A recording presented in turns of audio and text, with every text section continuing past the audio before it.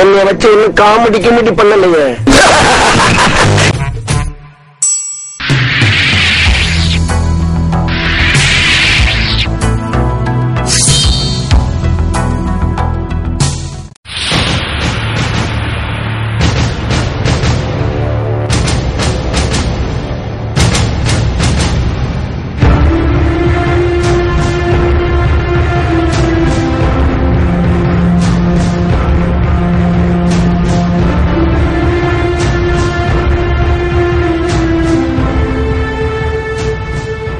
வணக்கம்.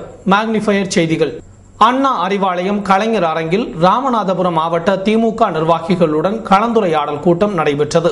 திமுக பொதுச் செயலாளர் அன்பழகன், பொருளாளரும் துணை முதல்வருமான மு.க. ஸ்டாலின், முதன்மை செயலாளர் ஆற்காடு வீராசாமி, துணை பொதுச் செயலாளர் துரைமுருகன், பருதி இளம்பழுதி, சர்க்குண பாண்டியன், தென்மண்டல அமைப்பு செயலாளர் மு.க. அழகிரி ஆகியோர் முன்னிலை வகித்தனர்.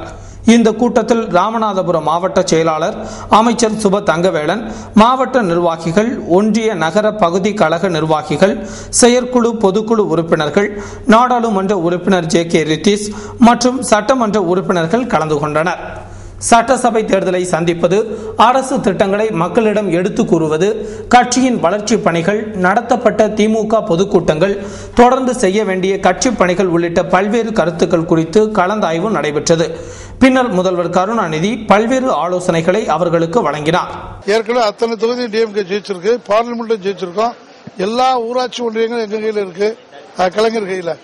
அதே மாதிரி உள்ளாட்சி அமைப்புகள்ல பேரூராட்சி, நகராட்சி எல்லாம் டிஎம்கே தான். மெஜாரிட்டி 100% இருக்கு.